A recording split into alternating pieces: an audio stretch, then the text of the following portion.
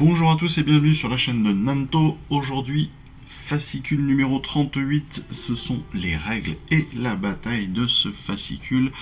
Très peu de règles aujourd'hui parce qu'en effet, nous n'avons que les tactiques pour de nouvelles unités de l'ordre. Aujourd'hui, les Praetors, déjà dans un premier temps.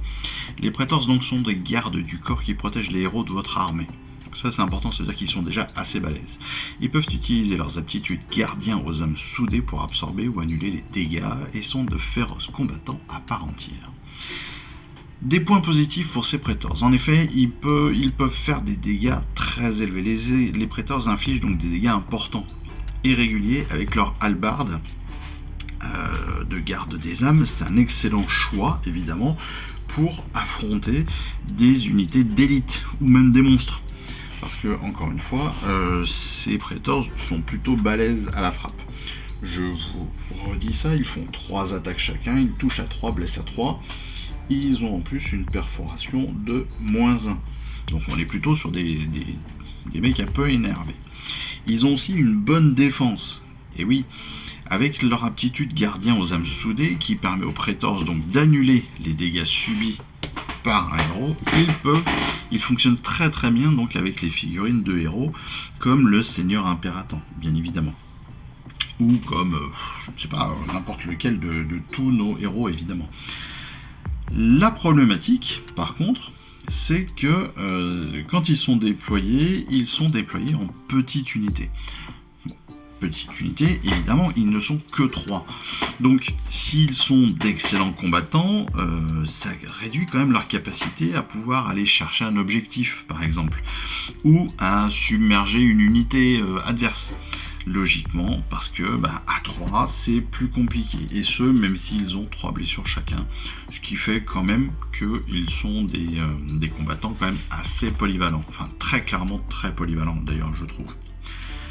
Deuxième tactique, on va dire, deuxième technique pour nos unités de l'ordre, ce sont les mythoclastes de Xandir.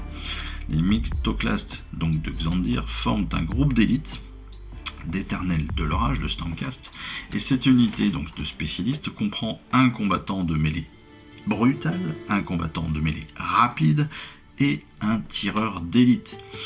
Ils sont hyper polyvalents, bien évidemment, et ils peuvent s'adapter à plein de situations. Et ça, on l'a déjà vu, je l'ai déjà dit dans les moments de bataille. Moi, je trouve que c'est une unité qui est vraiment hyper puissante. Ils ont évidemment, comme d'habitude, des points positifs. Donc, ils sont hyper résistants.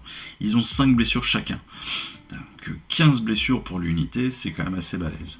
Ça signifie qu'ils peuvent absorber un paquet de dégâts et puis continuer malgré tout à se battre.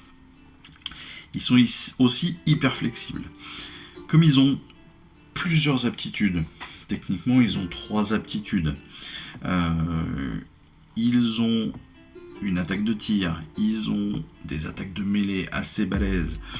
Voilà, on peut vraiment les utiliser partout sur notre champ de bataille, dans toutes les situations, et ils ont leur mot à dire vraiment dans tous les combats, et ça c'est vraiment top. Par contre, c'est ce que je disais, ils sont que 3. Et comme ils sont que 3, c'est compliqué d'aller contester un objectif. Je prends un exemple tout simple, mettez-les contre des villes du fiel obscur, donc contre des Gloomspites. Si vous avez des Shootaz qui sont 20, 40, 60, compliqué à 3 pour contester un objectif, lorsque vous avez 60 personnages ou 40 ou 20 personnages qui sont en face de vous. Voilà. Et puis, dès qu'ils vont perdre un élément de leur unité, forcément ils vont perdre aussi des capacités qui vont être importantes pour eux. Donc soit on va perdre le gros marteau, soit on va perdre l'arc, donc les attaques à distance, enfin voilà. C'est très bonne unité, mais qui peut avoir un petit problème du fait de son nombre de figurines. Voilà, c'était tout pour les règles de la semaine. On passe maintenant évidemment à la bataille rangée numéro 18. La bataille rangée numéro 18, c'est Blizzard Féroce. Et donc, on se retrouve dans quelques instants sur le champ de bataille. Donc, vous l'aurez compris, comme je le dis déjà depuis plusieurs jours maintenant, j'ai pris du retard sur les batailles. Je tenterai, comme j'ai essayé de le faire cet été, de rattraper mon retard sur ces moments de bataille. Je ferai donc des mises à jour des vidéos règles et batailles. Donc, en attendant, vous avez déjà l'ensemble des règles, l'ensemble des tactiques qui vous sont énoncées. Vous allez pouvoir donc avancer aussi dans votre culture du jeu. Donc les rapports de bataille se feront. Évidemment, les tournages de bataille se feront petit à petit, mais ne vous inquiétez pas, il n'y a pas de souci là-dessus. J'essaierai juste de le faire, mais en prenant un petit peu de temps. Voilà, j'ai un petit peu moins de motivation en ce moment pour la peinture et pour le reste, donc c'est un petit peu compliqué de tout gérer. Et ma situation personnelle est changeant aussi, donc il faut que je réadapte tout cela. Donc pas de problématique là-dessus, mais ça peut prendre un petit peu de temps. Voilà. En attendant, et une fois toutes ces explications faites et dites, eh bien écoutez, il ne me reste plus qu'à vous souhaiter une excellente fin de semaine. Moi je vous remercie encore une fois de votre suivi, de vos abonnements à Instagram, à Facebook, à YouTube et même à Dailymotion maintenant.